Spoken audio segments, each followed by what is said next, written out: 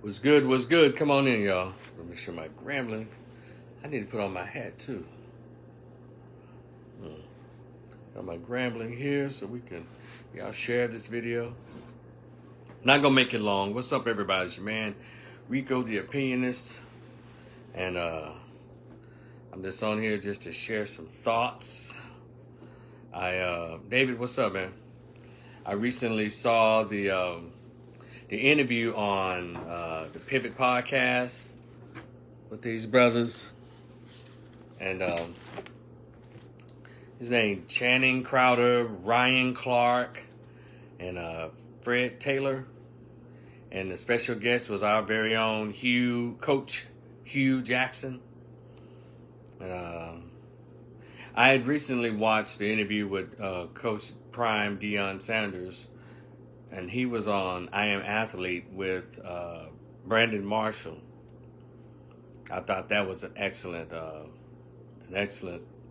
conversation they had as it relates to HBCUs and what's going on with Jackson State, or just HBCUs in general, and his impact on the SWAC and FCS, all of that stuff. I'm not into sports. I'm into behavior and human behavior, and I make observations. But I appreciated that conversation with Deion Sanders, and I appreciated the recent conversation. So go check it out, the Pivot podcast, if you have not watched it. If you're a fellow Gramblinite, you went to Grambling State University, or you're an ally or supporter of Grambling State University, go out and check out Coach Hugh Jackson on that podcast, the Pivot podcast. And I took some notes. But first of all, I wanted to see who this Hugh Jackson was. Again, I'm not into sports. I couldn't care less if sports even existed. But I don't have a hatred for it. It's just like I'm an academic kind of dude. I'm I deal in human behavior. That's what I do. I deal with that kind of stuff. And but I know sports has been around, since the beginning of everything. But and whenever I pay attention to athletes, and when I'm listening to a conversation with athletes, I listen to see just how in tune they are with what's going on in the times that we're living in. And I'm one of those persons who've been spoiled on athletes of the past, black athletes such as Muhammad Ali, Jim Brown. And I know we don't have those kind of athletes. These dudes they're pretty much like worker bees. They don't really say much about anything.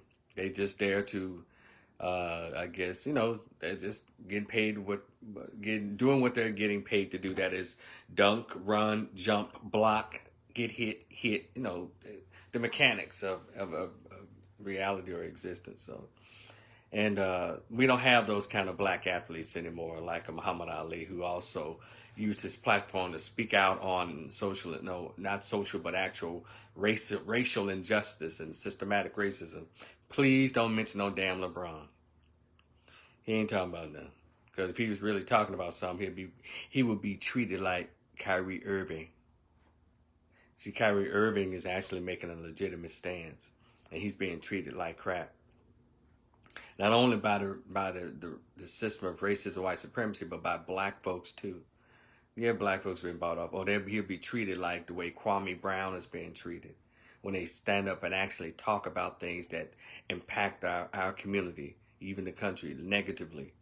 LeBron James just followed a Democratic liberal script.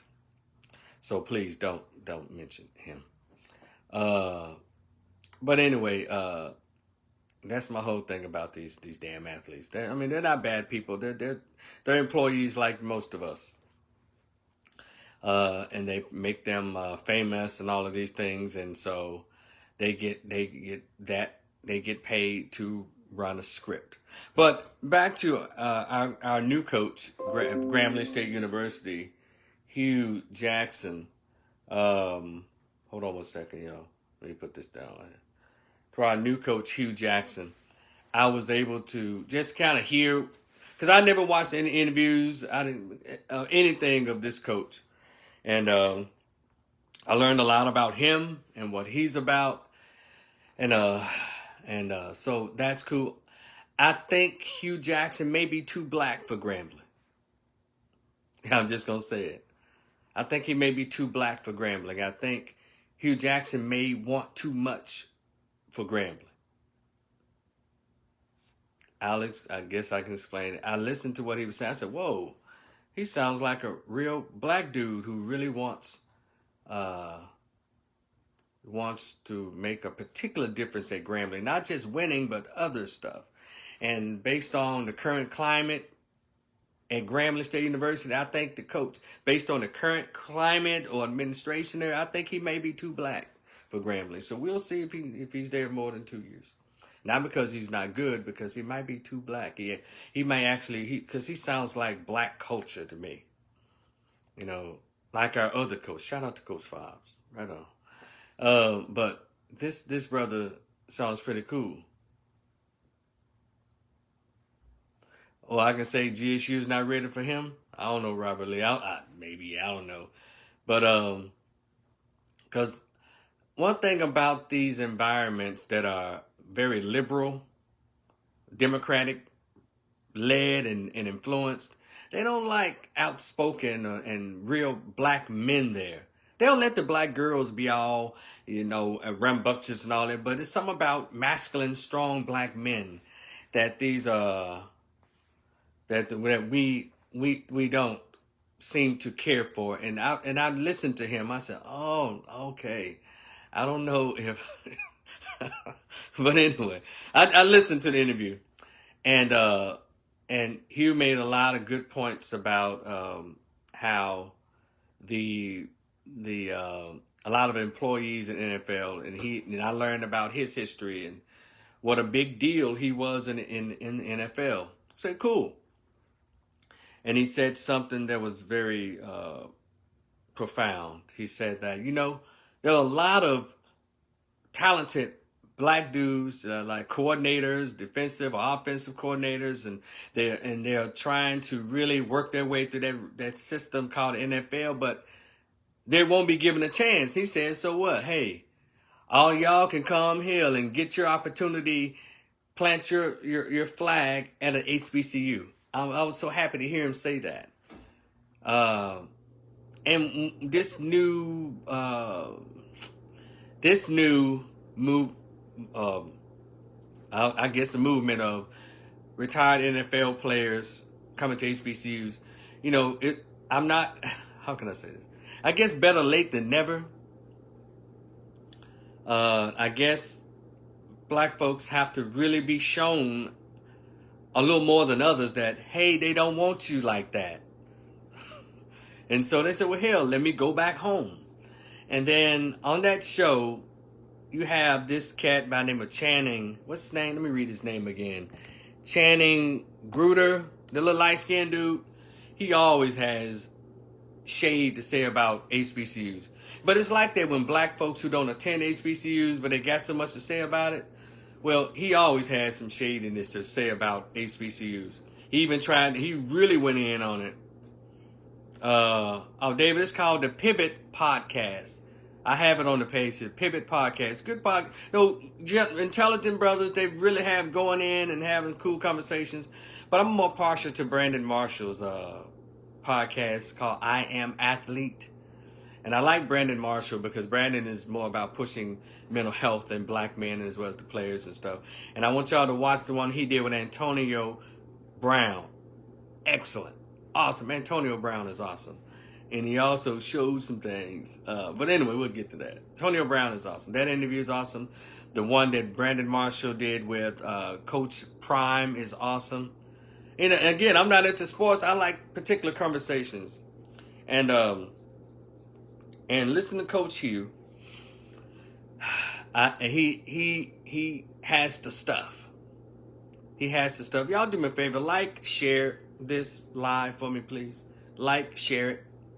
Because this is a Grambling thing. And I couldn't go live on the alumni pages because I think I'm too black or not pro Rick Gallo enough. Yeah, I said it out loud. Nothing against it, but those alumni groups, they send to when you have any questions about what's going on in administration, they act like almost like the Beyonce's Beehive. They all come out of buzzing. Not my president. So I'll just say it on my page, and y'all. And I know I've been officially banned from the I went to Grambling State University group. Yeah, and yeah. So this is for the administrators of that page. Fuck y'all. But it's okay. But I'm in the other ones though, so it's cool. So if y'all want to share this, but yeah, 'cause they don't like you say anything that's not, But I understand it's a different rulership there, and it's all about, as Kwame Brown would say, it's all about who we like. And so if it sounds like you're saying anything that doesn't seem positive or on this, make the current president look great, they will come after you. They will ban you and all that. That's just these other Grambling alumni groups. So that's why I try to stay on my page and do my thing. So anyway, but Coach Hugh, I got a good feeling about him, and I think he is. He has potential to be really good. He has potential because he spoke a lot about Eddie Robinson's legacy, and he says, "Hey, I want to take it back to the days of Eddie Robinson," because truthfully, Grambling has been living off an old legacy, but not on the level of what Coach Robinson was talking about and what he did, how he motivated those young black men, and brought them into from boyhood to manhood under his leadership. And Coach Robinson sent a lot of black players to the NFL when black folks weren't allowed to go to white schools the way they are now. And Coach Hugh mentioned, about fundraising, I guess, for the support for the team and possibly the university. He said, all I can do is ask. Graham fam, hey, all I can do is ask. And and I think all that's great for sports. I think he's a great cheerleader for Grambling State University football team. I think him being there has brought a lot of energy, the same way Deion Sanders did for Jackson State. And I think Grambling was motivated to do this because Jackson State just pulled a fast one, a pretty good one when they acquired Deion Sanders. And so Tennessee State had to get them one. Shout out to Tennessee State and Eddie George. And now Grambling State University had them a winning head coach, NFL guy. I'm talking about, yeah. I don't know if he's in the Hall of Fame yet. Y'all don't let me know. But again, I know when everyone else is celebrating and all that, I was like, who is this guy? I don't know him. And so because I'm not into sports, but I do listen to conversations. And I think this was the best time for me to hear him speak, away from the fanfare of Grambling and all of the fans and sycophants at Grambling State University, but away in a professional setting like that podcast around other NFL players.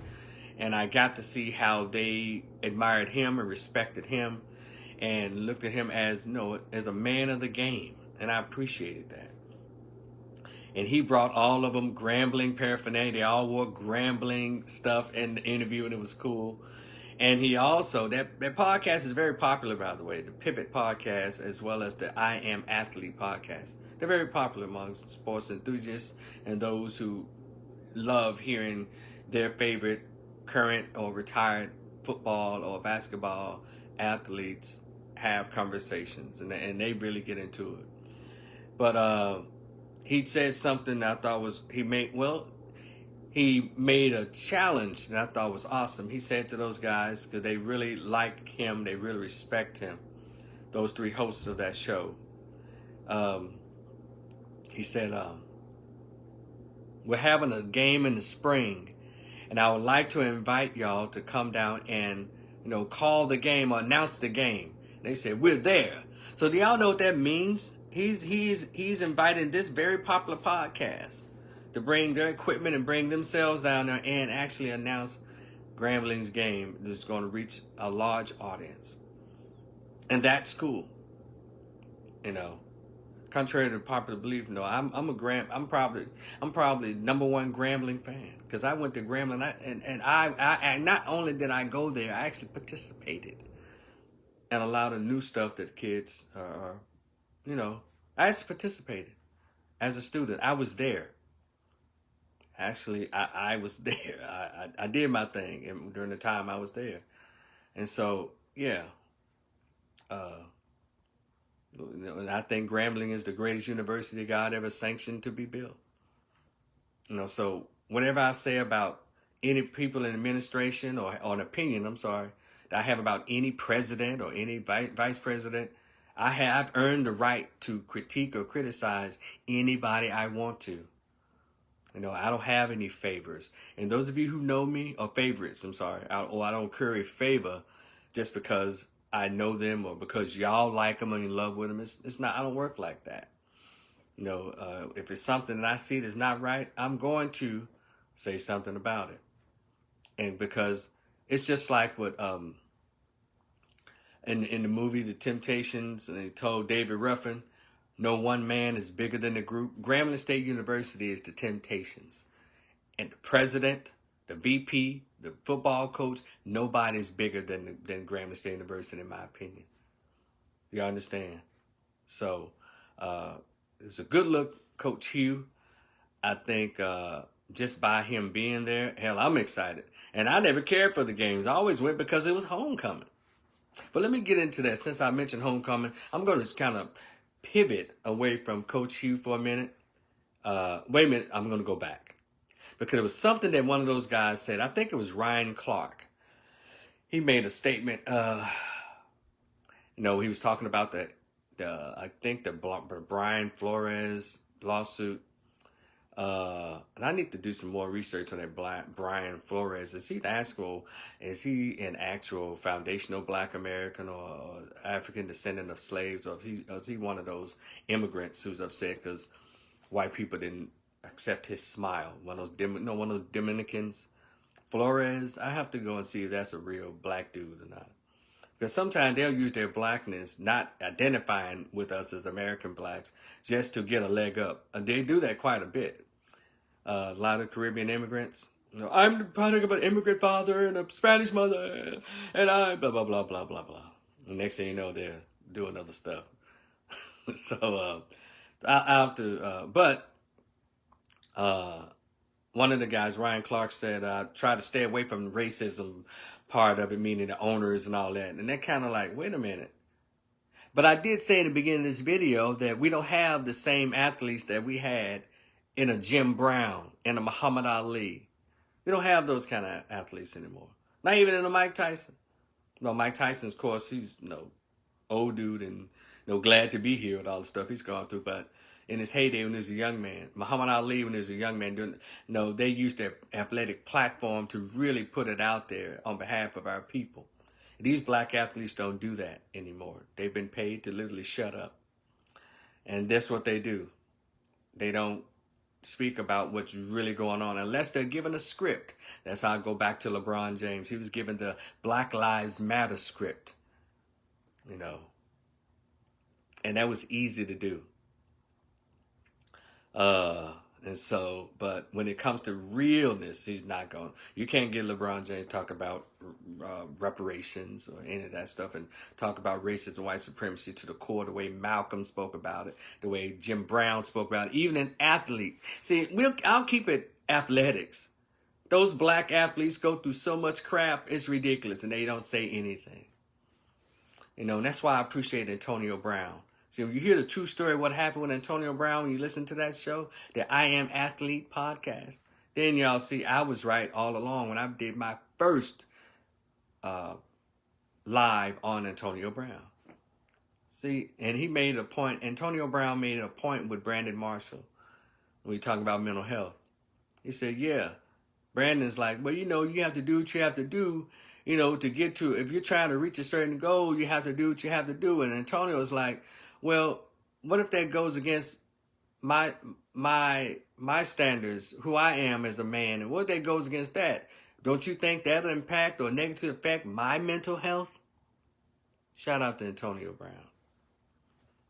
And Brandon he was trying to argue it, but what he was saying was, I have integrity. I am a man. And I don't care what these folks do. You're not going to make a bitch out of me. And I appreciate it. And a lot of people, see, we've moved into a society where, well, man, them folks making money. Man, them folks getting paid. See, back then we didn't have any money, so we had our manhood and our integrity. But we moved into this multicultural, this fluid society. The men don't know if they're men, and women don't know if they're women, and men want to lay with men. Shout out to my Christian folks, and they all know what the Bible says. And women want to lay with women. We've lost all sense of who we are as people in this new society. Thank goodness I ain't enjoy none of that crap. I don't get down with none of that. And then when Antonio Brown was speaking, old school Nat Turner. So what? He has money. And I said in my first video, some of y'all make $50,000 a year and bend over and hand the folks the Vaseline. He makes millions and say, fuck y'all. You know, I know this won't get played on those pages. I just use cuss words, but it's all right. And so, what's so interesting about all of this? We don't have those kind of athletes, and that's fine. And with this new surge of black guys picking HBCUs, Sanders is there, Hugh Jackson is there. And it's a lot of fanfare. Yay, Grambling's getting all these recruits. Yay, HBCUs are getting all these recruits. And you know, I told y'all at the beginning of this, I'm not a sports guy. Because y'all know what? When I read the history of all the HBCUs, and I'm going to go back because I go to my beloved Grambling State University. Don't y'all know? Let me look this way so everybody can hear. Don't want nobody to hear this but y'all. You couldn't have a football team unless there was a university. So, and it's interesting how I see a majority of Grambling alumni. I'm just talking about us right now. It's a Grambling podcast. I mean, they coming out the woodworks. Yay, football. Yay, our team. We're going to win. We're going to have a good homecoming. Yay. That's my Kermit the Frog. Y'all remember Kermit the Frog on the Muppets? We'll be back with the rest of our show. Yay. That's how we're behaving right now for sports. But how come we don't have this much energy and this much fanfare for our academic programs? How come we don't fight this hard and argue with each other and talk crazy to one another about trying to get in the top recruits in academia?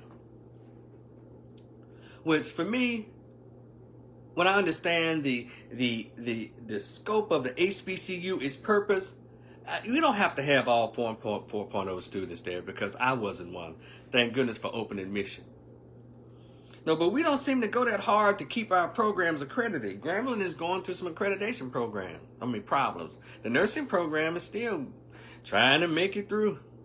We'll know, according to reports, we'll know by either May or September 22nd if the nursing program will be fully accredited by the state.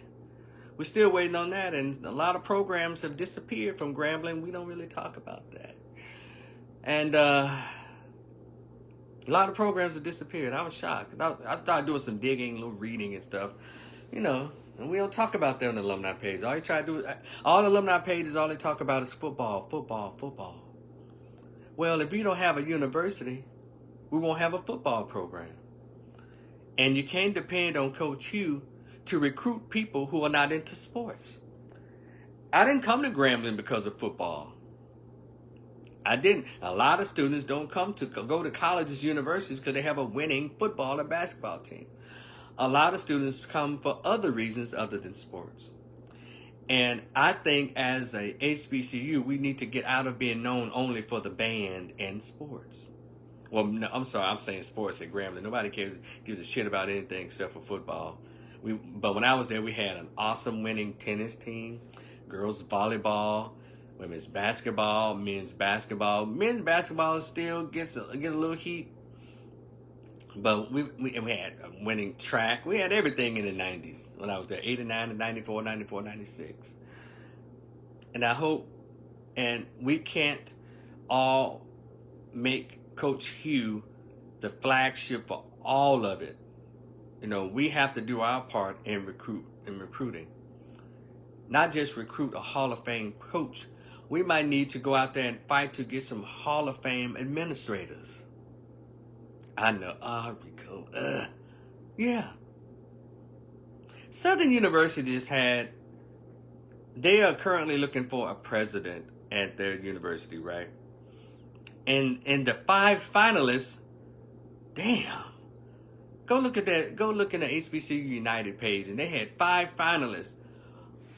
5 of them were all, in my opinion, qualified. I said, wonder can they work together on a board? They were all excellent. PhD, learned scholars with extensive, is that a new word?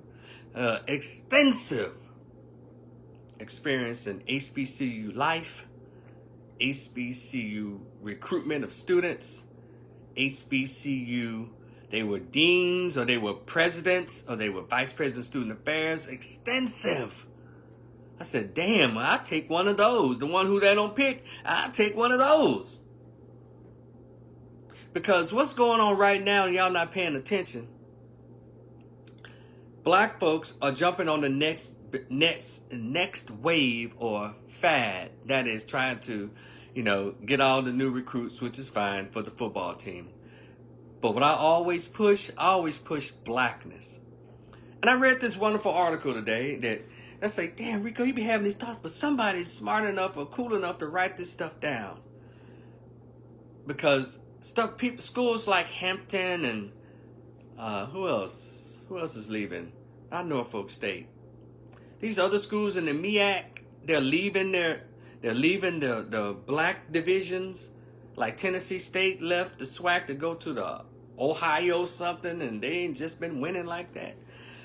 See, now I'm about to talk to y'all about culture. And that's why I liked the interview with Coach Hugh Jackson. Coach Hugh Jackson sounds like a man who understands black culture and he appreciates it. I don't know what school he went to. I don't know if he went to HBCU, but obviously he's a man who understands that the history of the HBCU. A lot of us have gotten so uppity and I'm getting paid so well on our jobs, we've forgotten how we were fortunate enough to come through black culture at our school. And I'm here to tell y'all, in my opinion, I think black culture ended for most HBCUs after we graduated, those of us who graduated after 1996. Really, 1994, it was kind of catching, but it lasted up until about 1996, maybe 97. After then, this shit we got going on now. And when I visited my own campus for homecoming, I don't feel that black culture. Y'all know what I'm talking about? All the cool stuff we had. And I know it's a difference because all the technology and the new apartment dorms and all this stuff. I know we had less, but we had more. And it's interesting to talk to a lot of new students today. And they see us coming to homecoming and how we're so connected because all we had was each other. We didn't have we didn't have social media and we didn't have all that stuff. So we talked to each other and we had each other. Even the fraternities and the sororities and the campus organizations, they all played a part in making that black culture.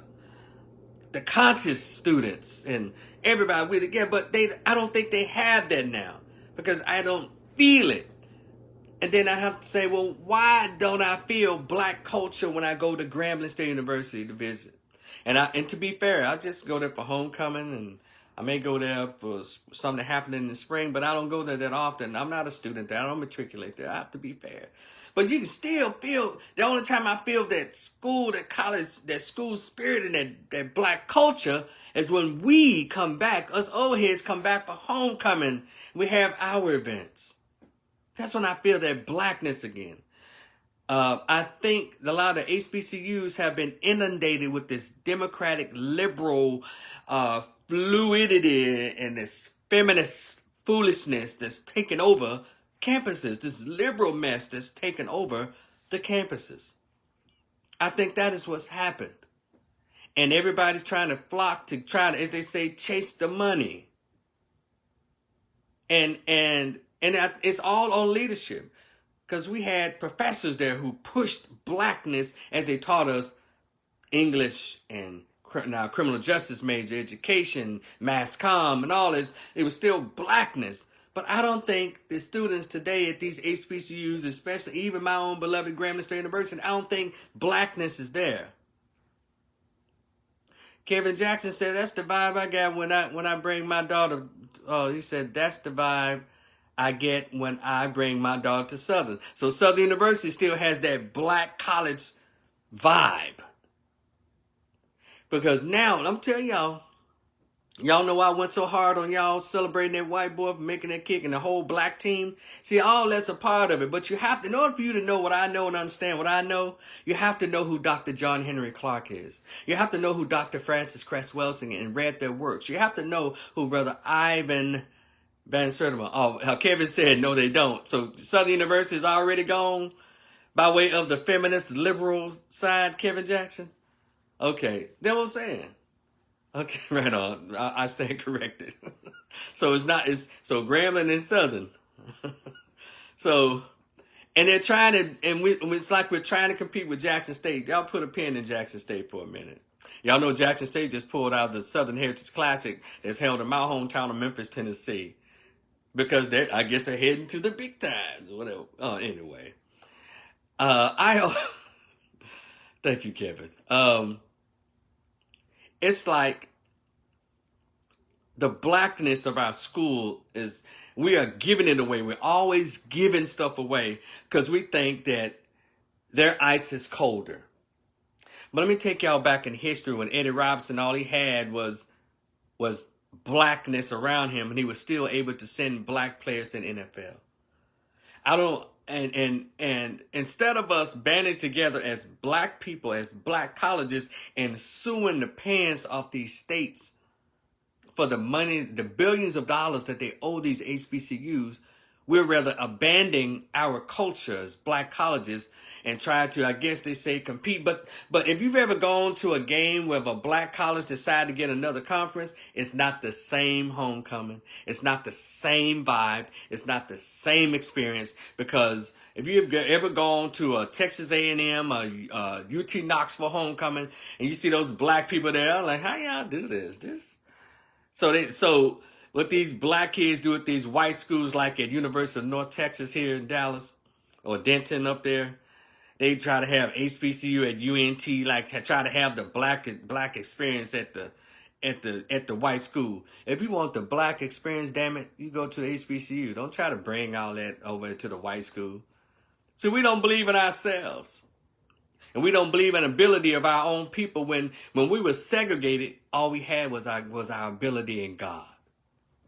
But we all trying to get to that next level while losing ourselves. And I think Grambling has gotten on board that, like these other schools.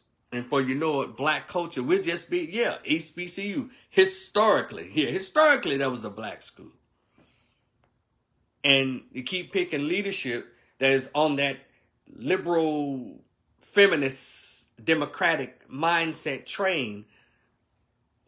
And our homecomings, they're not going to be as festive as they used to be because that spirit is there. And, it's something, it's something that's, it's not right now in Denmark. And we need to pay attention. While we're around here celebrating and cheering, we getting some new recruits. We get some new top recruits. Well, we're losing our soul in the process. While we're trying to chase those conferences that never invited us, but we always end up kicking ass. We're trying to get in those spaces.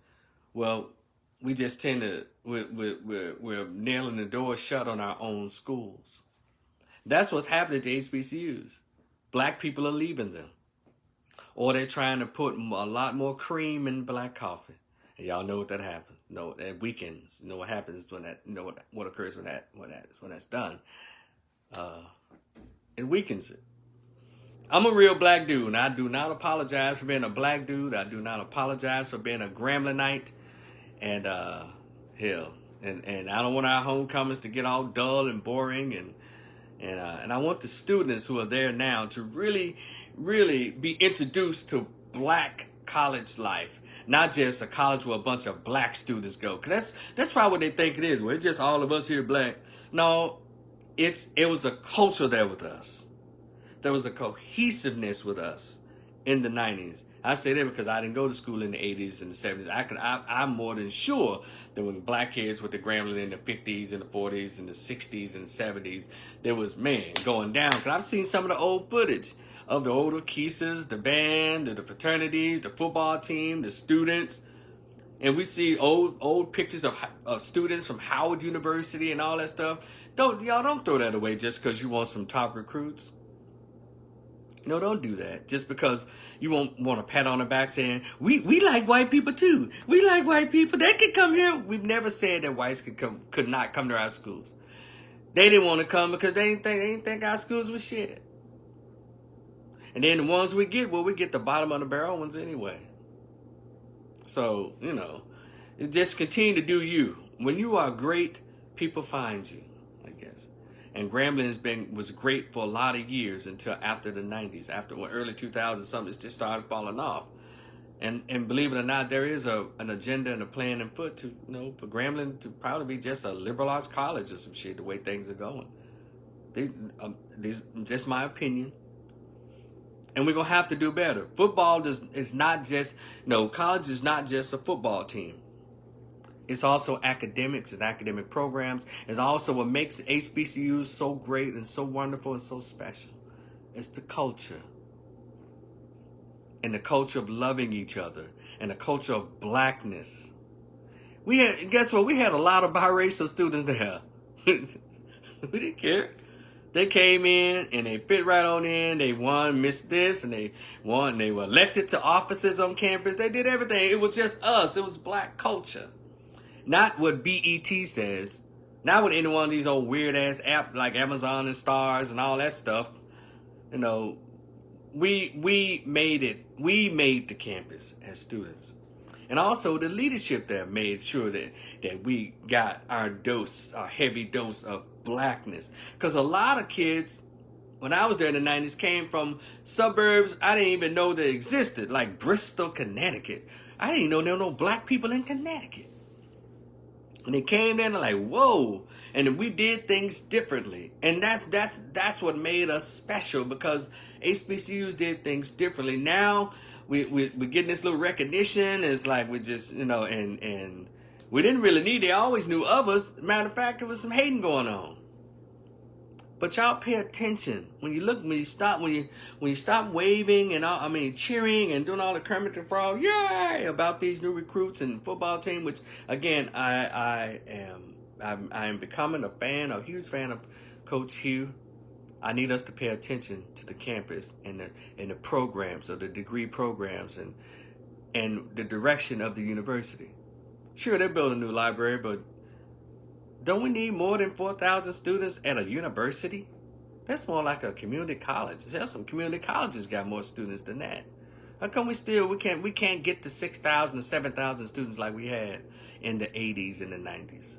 What is up with the recruitment? Can we hire a Hall of Fame recruiter? Can we hire a Hall of Fame recruiter?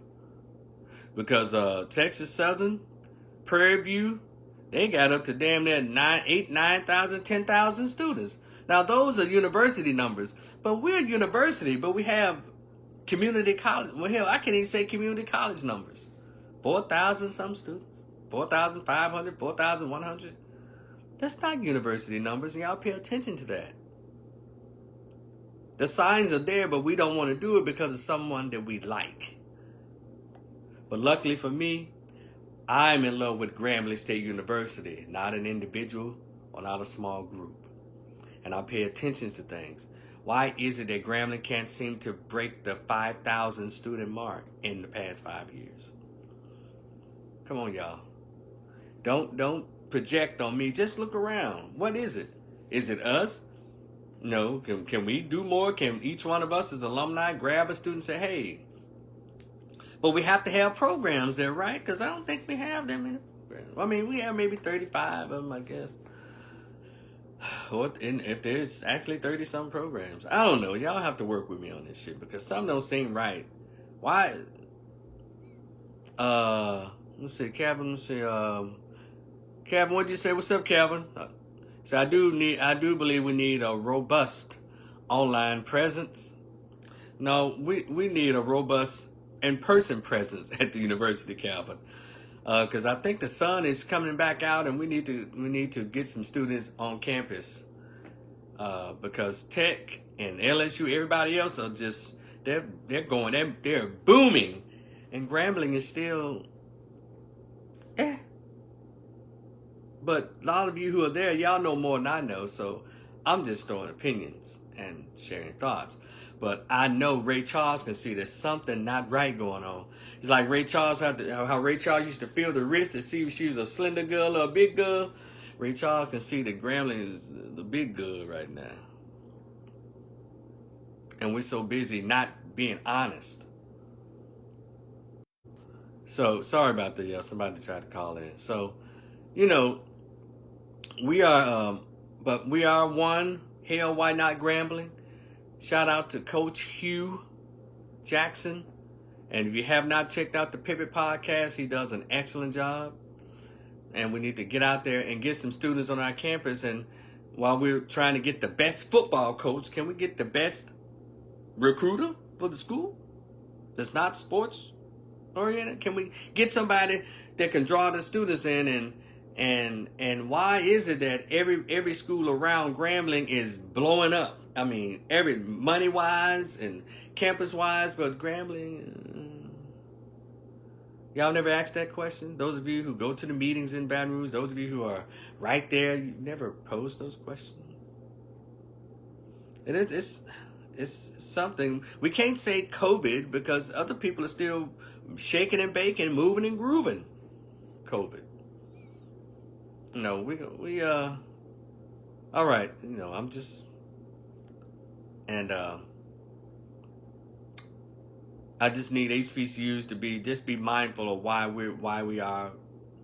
we became what we are, by our own blood, sweat, and tears, our own faith in each other and our race. I like saying that word race. I know a lot of you are multicultural now and diverse, but that word race is very important because everyone else gets to use it to their benefit. Like the guy, that Brian Flores who's trying to sue the NFL. He's trying to use it now. What's up, Darren? He's trying to use it now, saying race played a part in them not hiring him. And so can I say this to y'all really quickly about this damn NFL? Hell, the NBA too. I don't understand what the complaint is.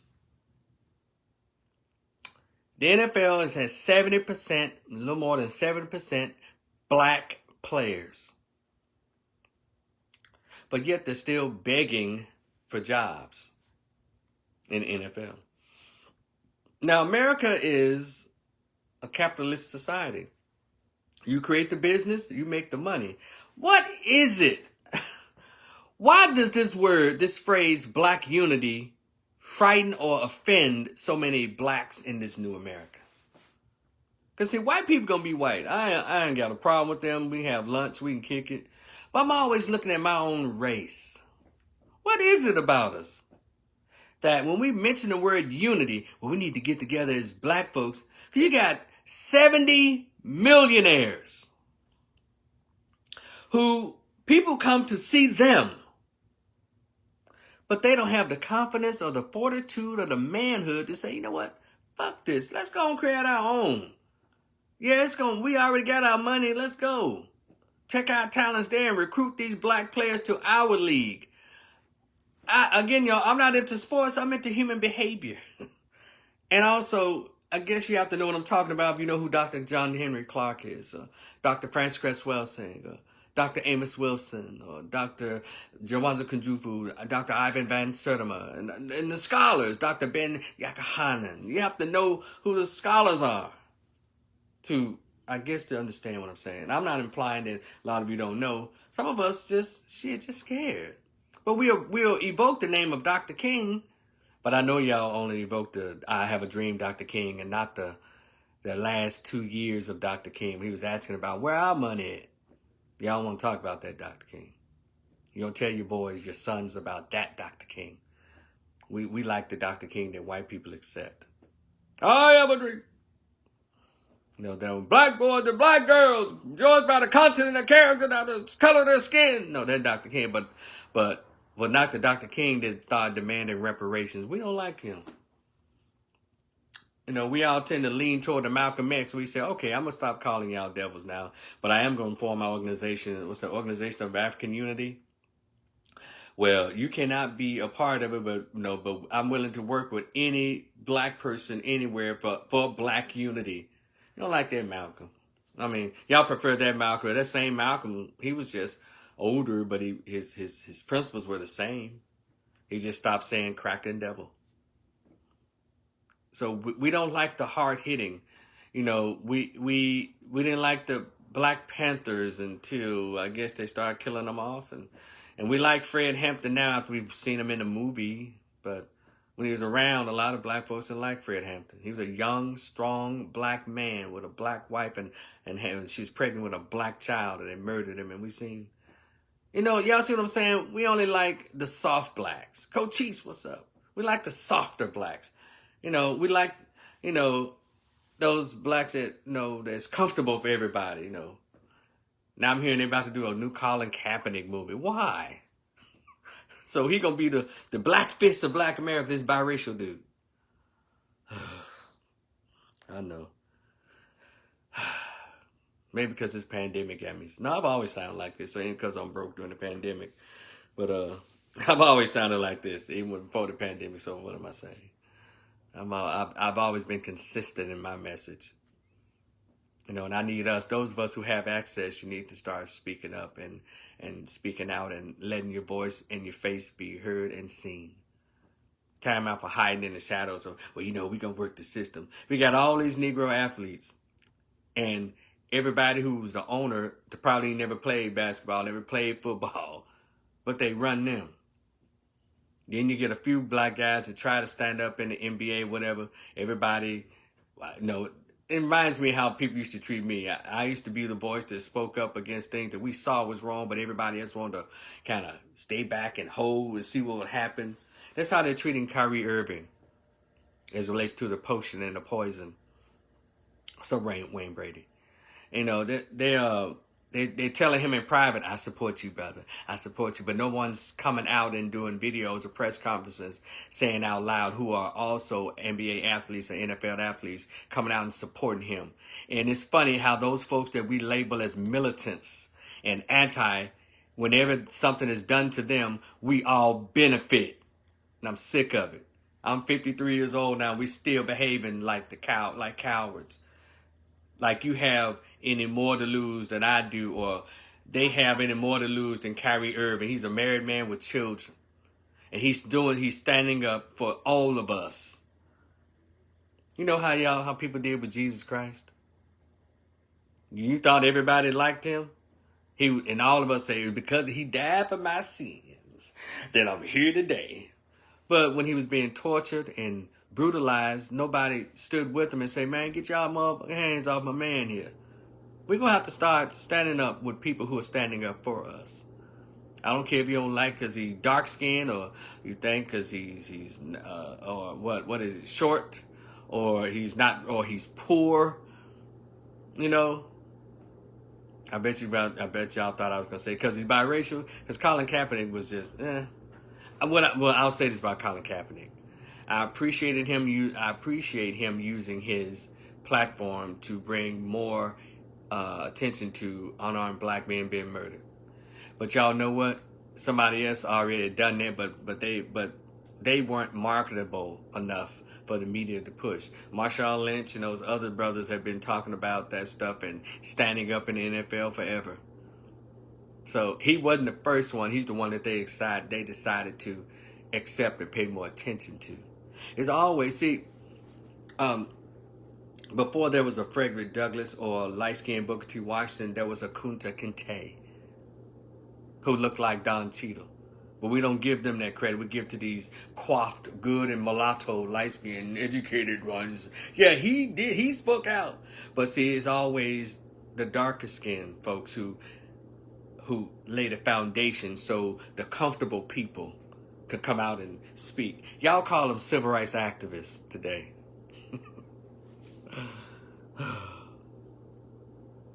But anyway, we just have to learn. When y'all hear somebody say something and y'all see a lot of white folks get mad, y'all find out who that is. Don't question their mental health. Their mental health is fine. You know how Christian folks say, God put some on my heart to tell you.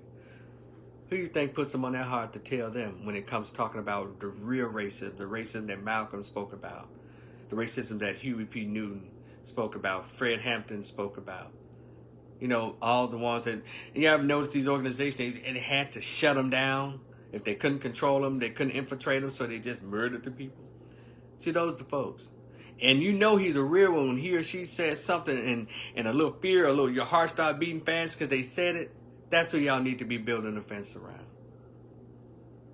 I'm just saying. I've always never ever been a fan of a Negro that everybody liked. Never, because there's something about that. White folks like you just for nothing off the bat. And some of us use it as a strategy, you know.